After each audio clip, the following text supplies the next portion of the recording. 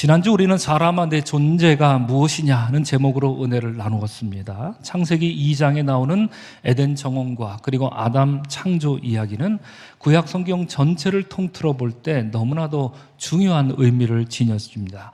곧 창조주 하나님은 자신이 임재하실 성소로서 에덴 정원을 친히 만드시고 친히 가꾸셨습니다. 이에 그 성소를 도맡아 가꾸고 지킬 존재로 인간을 지으셨습니다. 곧 최초의 인간은 직업은 에덴의 정원사이자 제사장으로 창조되었고요. 하나님은 그에게 자신의 형상을 불어넣어 주셨고 호흡을 불어넣어 주심으로 왕의 위엄까지 부여해 주셨습니다.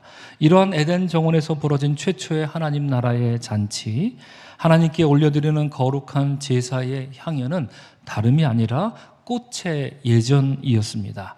사람이 창조되기 이전부터 있었던 꽃과 나무는 하나님을 향해 노래하였고요. 저마다 각기 아름다운 향기를 바라면서 하나님께 제사를 드렸던 것입니다. 그러므로 여러분, 우리가 하나님께 예배할 때 어떤 모습으로 예배하면 참 좋을까 생각해 보면 들판에 있는 꽃을 보십시오. 꽃나무를 한번 바라보시기 바랍니다. 그러면 나도 저렇게 예배해야 될 텐데, 우리보다 예배로 치자면, 제사로 치자면 꽃과 나무가 선배님이다 하는 것이지요. 섬진강 시인으로 널리 알려진 김용택 선생님 계십니다.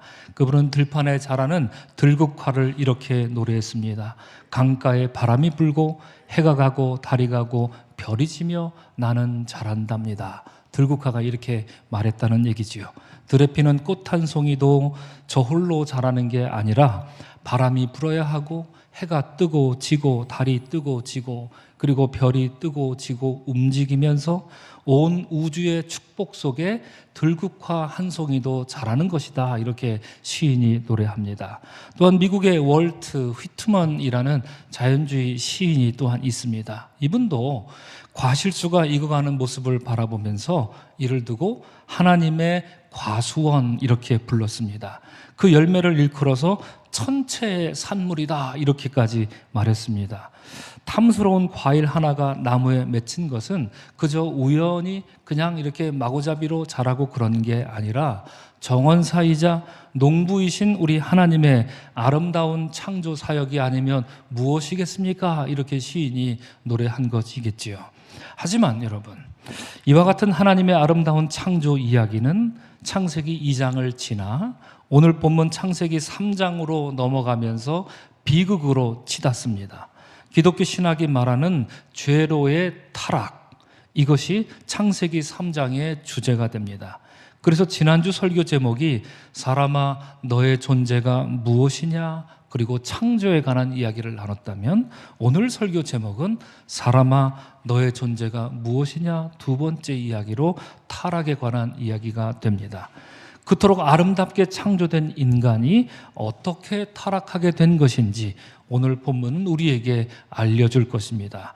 하지만 여러분, 이 짧은 설교를 통해서 창세기 3장 전체를 여러분과 다 나눌 수 없기 때문에 저는 오늘 긴 말씀 중에 세 가지 구절에 주목할 구절들을 중심으로 여러분과 은혜를 나누고자 합니다. 말씀을 통해서 먼저 나 자신을 깨닫는 시간이 되시길 바랍니다. 다른 사람 둘러볼 것 없고요. 이 말씀은 나를 향한 주님의 말씀이다 받으시면 좋겠습니다. 또한 그 다음에 내 옆에 앉은 사람을 비롯해서 인간에 대해서 더 깊이 이해하는 시간이면 좋겠는데요.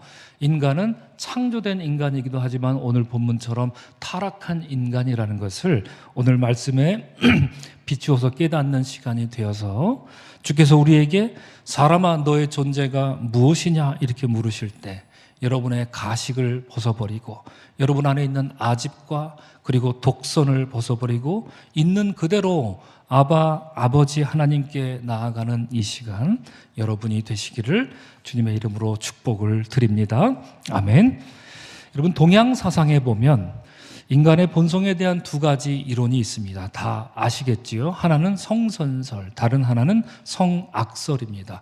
성선설은 인간은 본디 선하게 태어나지만 상황과 조건이, 환경이 인간을 악하게 만든다 하는 이론이고요.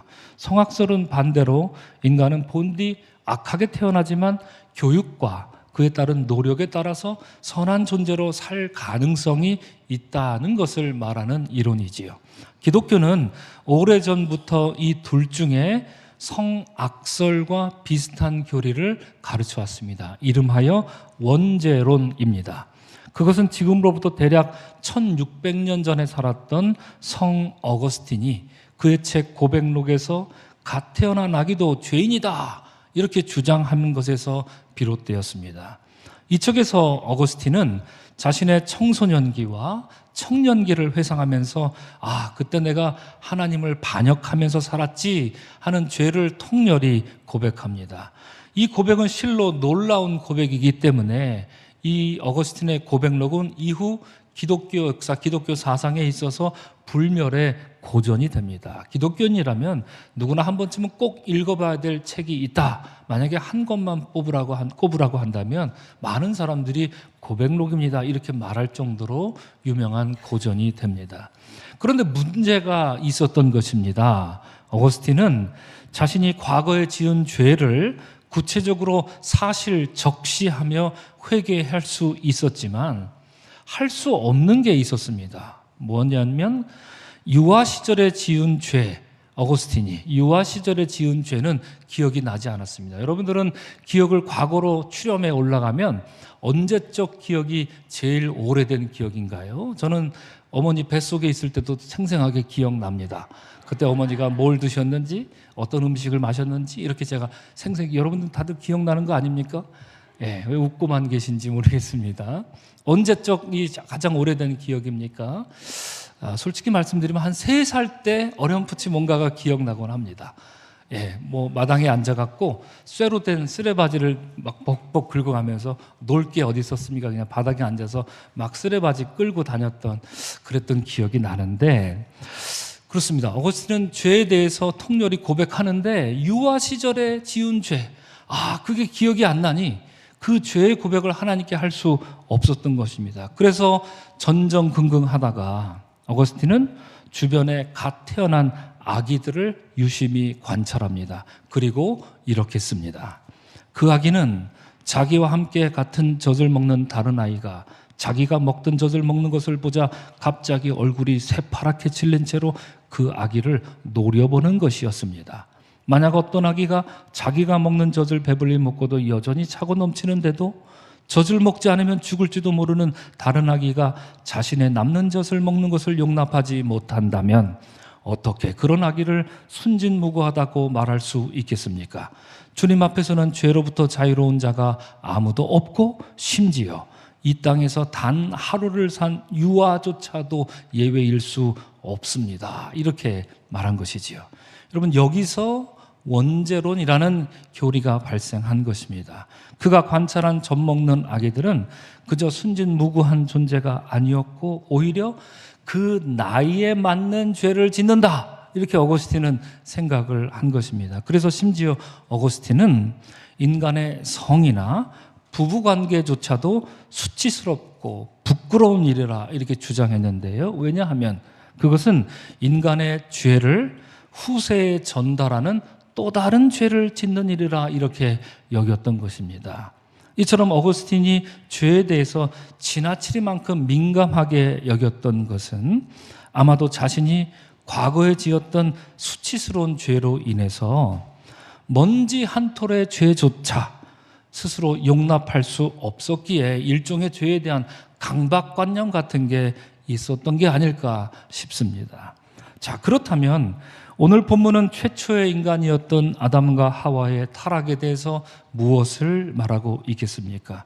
하나님이 그렇게 기뻐하고 그렇게 흡족하셔서 아이고 좋다, 심히 좋다 이렇게 감탄하신 인간이었는데 저들은 무엇 때문에 타락했고 그 결과는 어땠겠습니까? 이를 위해서 저는 여러분과 세 가지 구절을 중심으로 살펴보고자 합니다. 첫째로 오늘 본문이 시작하는 창세기 3장 1절에 주목하게 됩니다.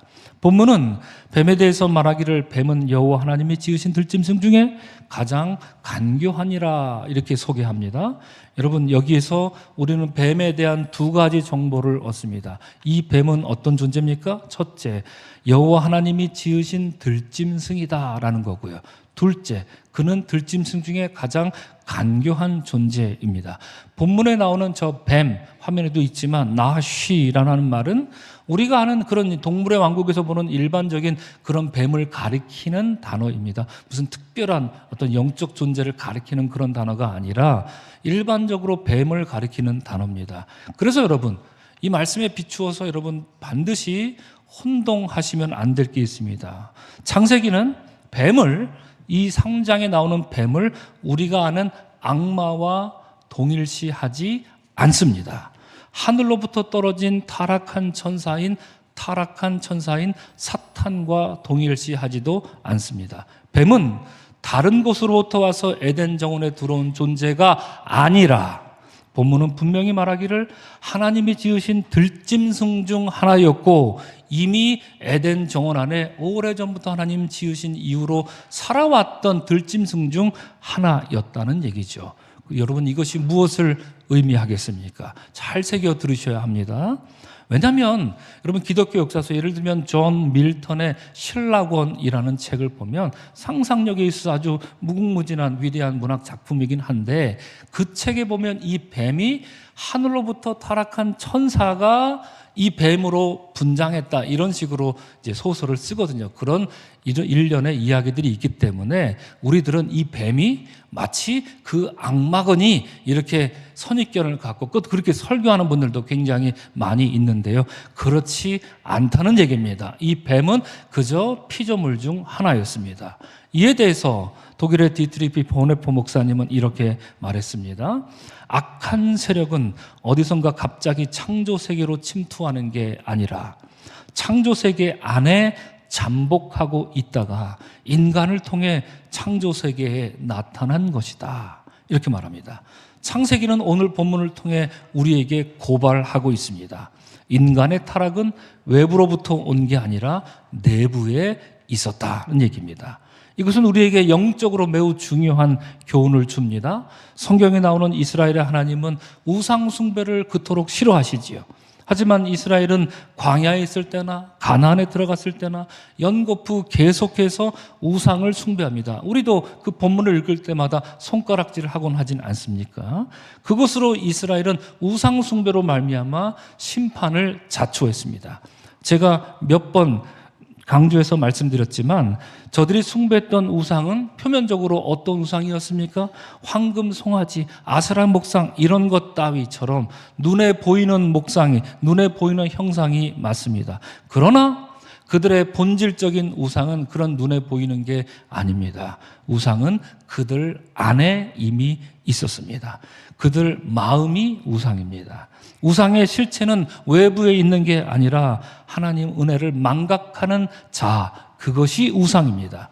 끝없는 욕망에 이끌리는 자, 그것이 우상입니다. 곧 인간의 교만이었던 것입니다. 여러분, 가정에서나 교회에서나 선교회나 무슨 속회나 우리가 어떤 공동체에 속해 있을 때 그 공동체를 살아나게 하는 요인은 어디 있습니까? 밖에 있습니까? 안에 있습니까? 안에 있습니다. 결코 밖에 있지 않습니다. 언제나 안에 있습니다. 누군가가 희생하면 공동체는 살아나고요.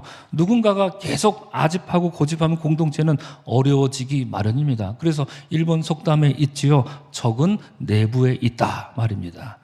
인간 최초의 타락도 에덴 정원 밖에서부터 온 게 아니라 그 내부에 있었습니다. 그토록 선하게 창조하신 에덴 정원 내부에 이미 에덴 정원을 반대하는 세력이 있었다는 얘기입니다. 에덴 정원 내부에 존재하던 들짐승 중 하나였던 뱀에게 부화뇌동하여 결국 인간이 타락하게 된 것입니다. 본문이 말하는 뱀에 대한 두 번째 설명이 있습니다. 정보가 있습니다. 하나님 지으신 들짐승 중 뱀이 가장 간교하다 이렇게 말합니다. 간교하다는 말은 아까 화면에 나왔지만 히브리 말로 아룸이라고 하는 말입니다. 본문에서는 이 아룸이라는 말이 간교하다, 즉 좋지 않은 뜻으로 사용되지만 여러분 구약 성경 다른 곳에 보면 이 아룸이라고 하는 말은 매우 좋은 의미로 많이 자주 사용됩니다. 예를 들면 잠언서 12장 16절 미련한 자는 당장 분노를 나타내거니와 슬기로운 자는 즉 아룸하는 자는 수욕을 참느니라 말하는 것처럼 이 단어 아룸이라는 말은 슬기롭다, 신중하다는 뜻으로 구약 성경에서 더 자주 사용되는 단어입니다. 자, 이 뱀의 두 번째 특징 아룸이었습니다. 뜻은 두 가지였습니다. 슬기롭다, 다른 하나는 간교하다. 어떤 것을 우리에게 영적인 교훈을 주겠습니까? 뱀은 슬기로울 수 있었습니다. 그리고 간교할 수도 있었습니다. 선택은 누가 합니까? 뱀이 하는 겁니다. 슬기로운 뱀이 되어서 인간을 이롭게 하고 하나님의 피조물로서의 가치를 드높일 수 있었습니다. 그러나 안타깝게도 뱀은 슬기로움 대신에 간교함을 택합니다. 뱀의 잘못된 선택으로부터 비극이 시작된 것입니다. 한낱 피조물에 불과한 뱀이 슬기로움이 아닌 간교함을 택한 원인은 무엇이었겠습니까? 첫 번째 특징과 마찬가지로 이 또한 교만이 원인이 된 것 아니겠습니까? 자, 그런데 본문을 보면 뱀에 이어서 뱀의 말을 들은 하와도 역시나 잘못된 선택을 합니다. 이런 점에서 우리는 둘째로 6절 본문에 주목해야 합니다. 6절은 이렇게 말합니다. 우리 다 같이 한 목소리를 읽습니다. 여자가 그 나무를 본즉 먹음직도 하고 보암직도 하고 지혜롭게 할 만큼 탐스럽기도 한 나무인지라 여자가 그 열매를 따먹고 자기와 함께 있는 남편에게도 주매 그도 먹은지라고 말합니다. 여러분, 이 나무를 소위 선악과라고 하고요. 하와의 눈에 들어온 선악과는 먹음직도 하고 보암직도 하며 지혜롭게 할 만큼 탐스러웠다고 본문은 말합니다.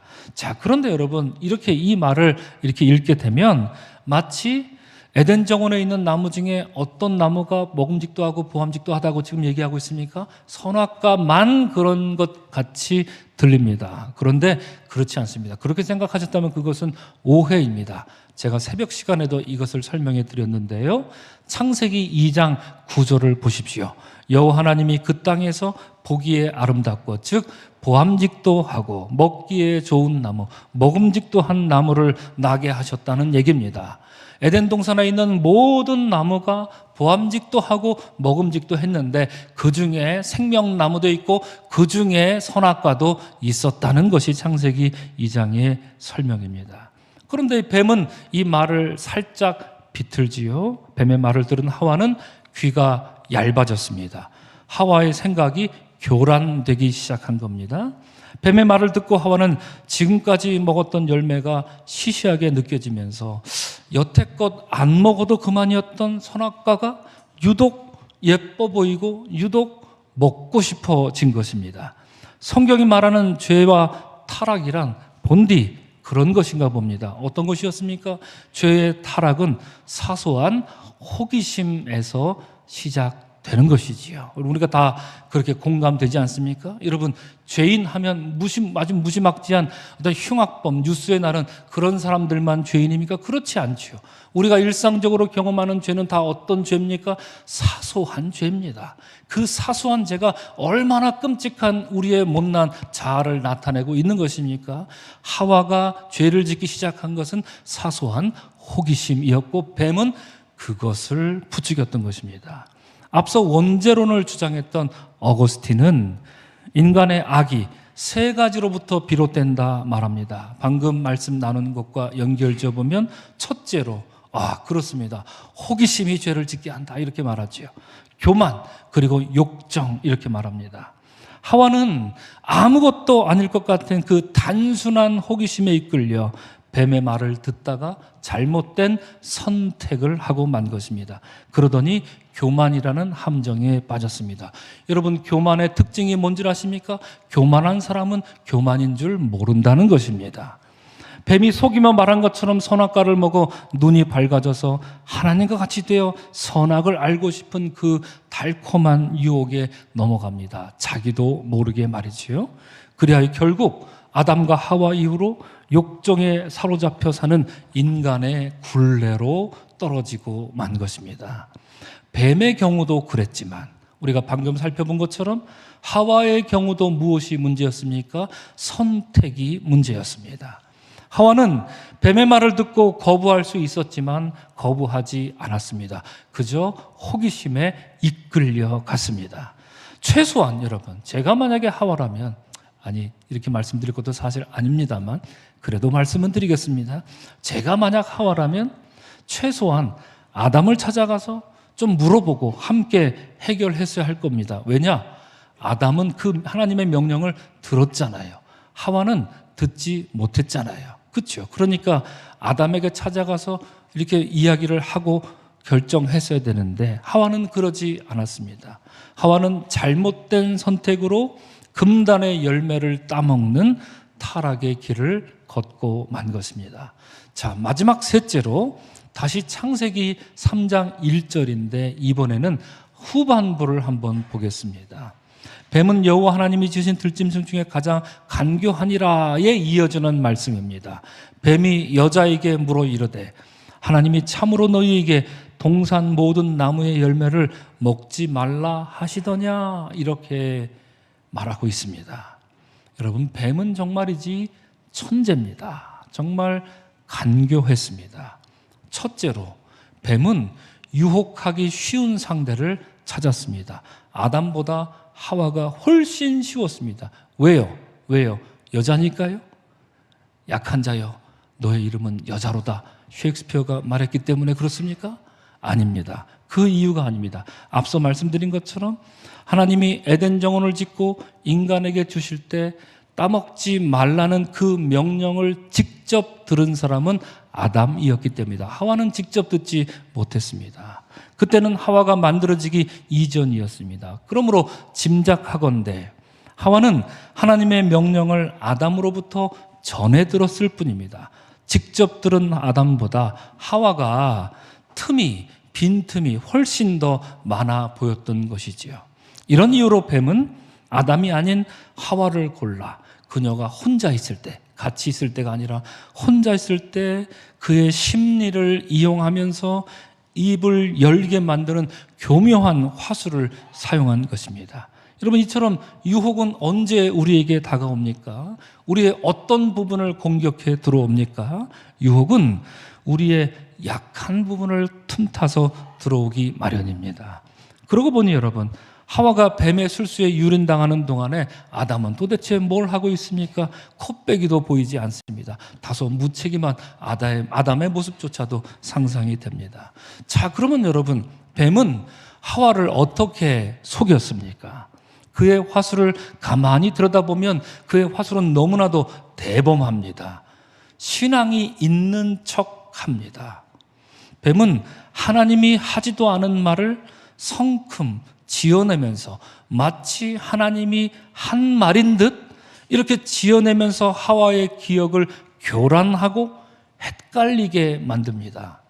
뱀은 하나님이 참으로 너희에게 동산 모든 나무의 열매를 먹지 말라 하시더냐? 이렇게 하와를 다그치듯 묻습니다. 하나님이 하신 말씀이 아니거든요. 근데 하나님이 이렇게 하신 말씀인데 정말이냐? 이렇게 두 번 가정을 기정사실처럼 이야기하고 있습니다. 세상에 여러분, 사기치는 사람들 가만히 이야기를 듣다 보면 그냥 홀딱 넘어가죠.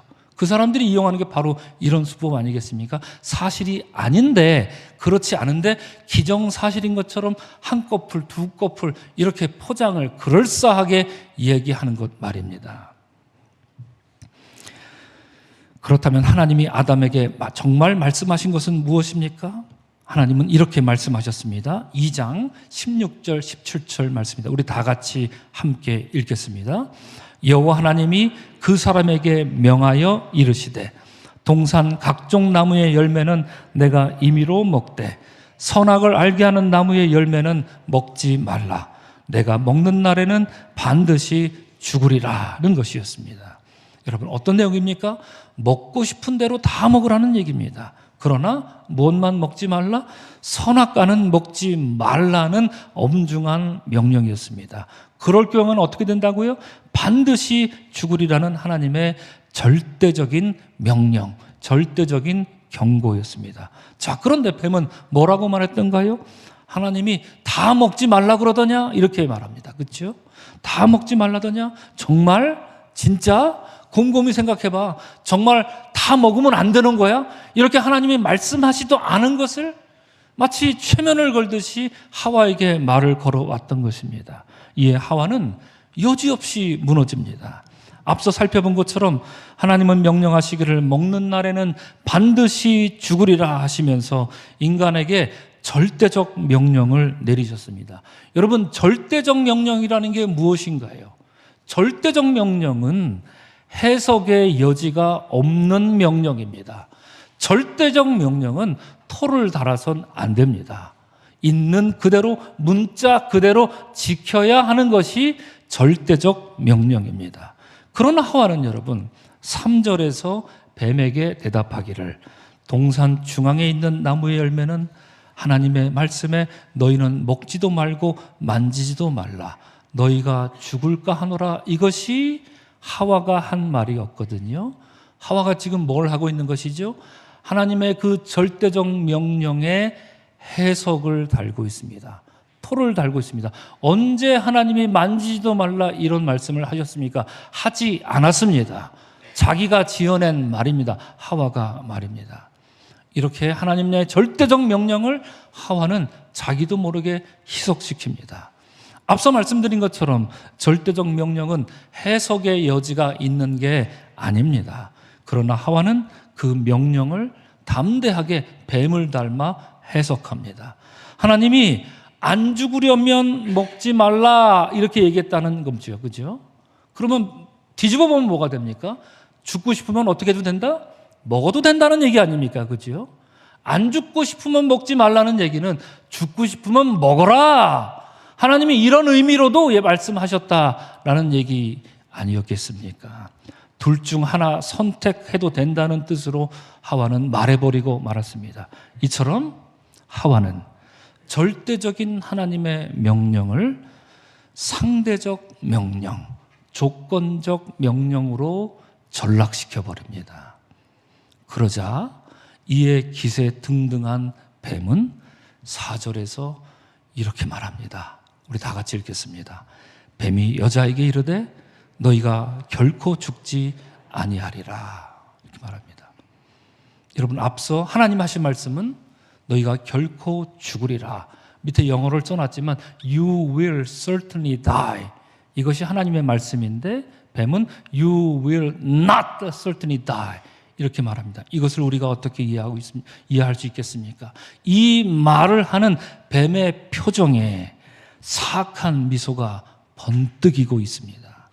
이처럼 뱀은 하와를 속임으로써 하나님의 절대적 명령을 하와를 빌어 무기력하게 만들고, 그리고 하와가 말한 그 조건적 명령조차도 비웃으며 짓밟고서는 너희가 결코 죽지 아니하리라 하는 이 허무맹랑한 선언으로 자신의 명령을 절대적 명령으로 인간에게 강요합니다.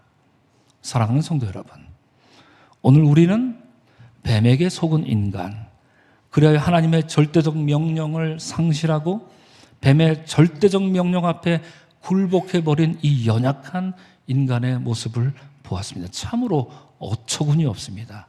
그 일의 시작은 하와의 호기심이었습니다.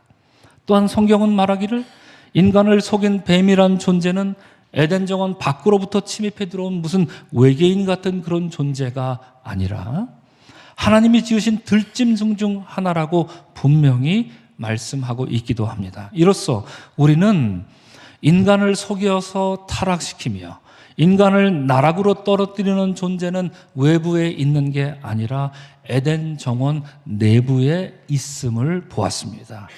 이러한 인간 타락 이야기를 우리는 어떻게 이해할 수 있겠습니까? 여러분, 이 이야기는 지금 오늘날 2024년을 살아가는 우리와 상관없는 동화 속 이야기라든가 무슨 신화 이야기로 여겨서는 안 됩니다. 매일 아침 눈 뜨고 호흡하고 생각하고 그리고 말하는 우리 일상에 관한 이야기가 오늘 본문 이야기입니다. 사랑하고 용서하기도 하지만 미워하고 증오하기도 하는 우리들 이야기입니다. 때로는 손을 잡아줄 때도 있지만 때로는 잡은 손마저 뿌리치는 냉정한 우리 일상 이야기가 오늘 본문에 나오는 인간 타락 이야기입니다. 그러므로 오늘 본문은 인류의 이야기이며 이 시간 예배하는 여러분과 저 우리 모두에 관한 이야기이기도 합니다. 사랑하는 성도 여러분, 지난주 창세기 2장과 오늘 창세기 3장의 말씀을 읽어보니 사람은 선하기만 한 존재도 아니고 그렇다고 악하기만 한 존재도 아니었습니다. 사람 안에는 언제나 선과 악이 공존합니다. 우리가 매 순간 무엇을 신중하게 선택할 것인가, 우리가 어떻게 선택할 것인가, 무엇을 선택할 것인지에 따라 하나님이 간절히 원하시는 삶과 아니면 속이는 자가 질척대며 우리를 부추기는 그런 삶, 우리의 행동으로 나타나기 마련일 것입니다. 이에 관해서 오늘날 가장 위대한 저술가요, 그리고 설교자로 손꼽히는 영국 성공회의 존 스토트 목사님, 존 스토트 신부님은 1984년에 미국의 Christianity Today라는 잡지에 Am I supposed to love myself or hate myself? 내가 나를 사랑하는 게 맞습니까? 아니면 나를 미워하는 게 맞습니까? 이런 제목으로 하나 기고문을 썼습니다. 그 기고문에서 이런 얘기를 합니다. 제가 우리말로 옮겨봅니다. 인간의 현재 상태는 부분적으로는 창조의 결과물이며 부분적으로는 타락의 결과물입니다. 여러분 이해되시죠? 예. 지난주 설교 본문 잘 들으신 분이라면 이 말씀이 저절로 이해되실 겁니다. 지난주 말씀은 우리 인간은 창조의 결과로입니다. 이것을 강조합니다. 오늘 본문 말씀은 아니요, 타락의 결과물입니다. 이것을 강조하고 있습니다. 인간은 부분적으로는 창세기 2장, 즉 하나님 형상을 따라 지음받은 최고의 피조물이지만 오늘 본문 창세기 3장, 그 사소한 호기심에 넘어가 타락해버리는 피조물의 몰골도 하고 있음을 말합니다. 그것이 성경이 말하는 인간입니다. 여러분, 이런 한계 상황 속에 놓여있는 인간을 위한 해법은 무엇이겠습니까? 존 스토트 목사님은 이어서 연거푸 이렇게 말합니다. 또한 우리말로 옮겨봅니다. 우리가 부정하고 부인하며 십자가에 못 박아야 하는 것은 타락한 자입니다. 여러분, 오늘 본문 말씀을 통하여서 여러분의 모습을 혹시 발견하셨습니까? 그러면 그 모습을 십자가에 못 박으시기 바랍니다. 스토트 목사님이 그 얘기를 하고 있는 겁니다. 즉 우리 안의 모습 중에 내 안에 있는 이 모습, 그렇지, 내 안에 있는 이런 모습, 이건 예수 그리스도와 공존할 수 없어. 내 안에 그리스도께서도 계시는데 내 안에 이런 마음이 있다? 이건 말이 안 되지. 여러분, 그런 게 혹시 발견되십니까? 그런 마음은 십자가에 못 박는 여러분이 되시길 바랍니다. 스토트 목사님이 지금 그 얘기를 하고 있는 겁니다. 반면에 우리가 긍정하고 소중히 여겨야 하는 것은 창조된 자, created self입니다. 즉 우리 안의 모습 중에 예수 그리스도와 함께 어우러지는 모든 것입니다. 무슨 뜻입니까? 여러분 혹시 우울하고 혹시 낭망하고 나는 왜 그럴까? 내 인생은 왜지? 혹시 이런 생각 갖고 있습니까? 그런 생각으로 살 때 있습니까? 그렇지 않다는 얘기입니다. 여러분 안에 예수 그리스도께서 계시고 여러분은 하나님이 자랑스러워하는 하나님의 피조물인 까닭에 여러분을 더욱더 소중하게 생각해야 한다는 이야기입니다. 사랑하는 성도 여러분, 이처럼 인간의 삶이란, 그리고 우리의 신앙이란 창조된 자와 타락한 자 사이에서 늘 언제나 매 순간 어느 한쪽을 선택하며 사는 삶입니다. 지금도 여러분은 이 예배를 드리는 이 순간에도 둘 중에 하나를 선택하고 있을 것입니다. 이런 점에서 오늘 본문 마지막 구절은 매우 의미심장합니다. 여호와 하나님이 아담과 그의 아내를 위하여 가죽옷을 지어 입히시니라, 이렇게 말합니다. 여러분, 아담과 하와는 자기들 손으로 만든 그 무화과 나무 잎을 엮어서 만든 그 옷으로 타락한 그 수치심을 가릴 수 없었습니다. 나무 뒤에 숨어도 가려질 수 없었습니다. 이에 하나님은 여러분, 그 불쌍한 몰골을 하고 스스로 수치스러워하고 있는 이 두 인간을 보고 하나님이 지금도 단 한 번도 하시지 않은 일을 하십니다. 그것이 무엇입니까? 하나님은 지금까지 우리가 창세기를 통해서 만났던 그 하나님은 지금까지 생명을 계속 만드셨습니다. 그렇죠? 단 한 번도 하지 않은 일을 하나님이 하셨습니다. 그것이 무엇입니까? 곧 짐승을 죽이는 일이었습니다. 이 하나님은 타락한 인간을 위해 처음으로, 난생 처음으로 피를 흘려 짐승을 잡아 죽여 그 가죽으로 타락한 인간에게 입혀주셨다. 오늘 창세기는 그런 이야기를 들려주고 있습니다. 여러분, 이 가죽이 어떤 가죽일까요? 어떤 신학자는 분명히 뱀 가죽일 겁니다, 이렇게 얘기합니다. 하나님의 복수일 것이다. 어떤 가죽인지는 사실상 중요하지 않습니다. 뱀 가죽인지 양의 가죽인지 소의 가죽인지는 중요하지 않습니다. 다만 타락한 인간을 위해 짐승을 잡아서 피를 흘려서 그 가죽으로 옷을 입혀주신 하나님의 그 놀라운 행위, 하나님이 정말 하고 싶지 않았으나 그가 친히 하신 행위, 우리는 이것을 뭐라고 부를 수 있겠습니까? 하나님의 은혜라 말할 수 있습니다. 인간의 타락은 내부에서 비롯되었지만 인간의 구원은 우리 안에서 자생적으로 만들어낼 수 있는 게 아닙니다. 인간의 구원은 밖으로부터, 위로부터 하나님의 은혜로서 내려왔어야 했던 것입니다. 사랑하는 성도 여러분, 창조된 자와 타락한 자의 갈림길에서 우리의 선택은 분명합니다. 그러나 우리의 힘으로는 능히 행할 수 없음을 잘 알기에 우리가 마땅히 바라고 기대해야 할 것은 오직 하나님의 은혜밖에 없음을 인정하는 여러분이 되시기를 주의 이름으로 간절히 축원합니다.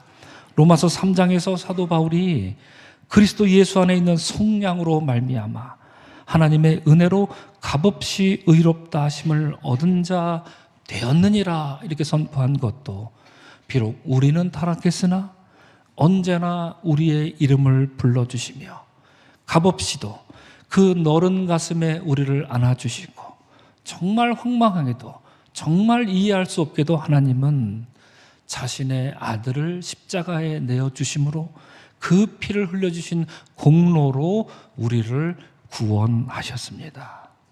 강한 손으로 여전히 우리를 붙잡아 주시는 아버지 하나님의 은혜, 그리하여 다시 말씀드리면 자신의 독생자 십자가의 희생으로 의롭지 않은 우리를 의롭다 이렇게 불러주시고 거룩하지 않은 우리에게 거룩의 옷을 입혀주시는 아버지의 은혜, 여러분 그 은혜 안에 거하는 은혜의 사람으로 살아나가는 여러분들이 될 수 있기를 주님의 이름으로 간절히 축원합니다. 아멘. 잠시 기도하겠습니다. 인간의 타락, 그것은 작은 호기심에서 시작되었습니다. 어처구니 없었습니다. 그러나 그 끝은 헤아릴 수 없는 절망이요 나락이었습니다. 사랑의 주님, 창조된 자와 타락한 자 속에서 우리로 하여금 주님의 은혜를 갈망하며 오직 은혜로 창조된 자를 갈구하며 살아나가는 우리의 삶이 되게 하여 주시옵소서. 오늘 예배하는 우리 모두 각자 위에 임재하여 주셔서 그 믿음 굳건하게 세워 주옵소서. 감사하신 예수님 이름 받들어 축복하며 기도합니다. 아멘.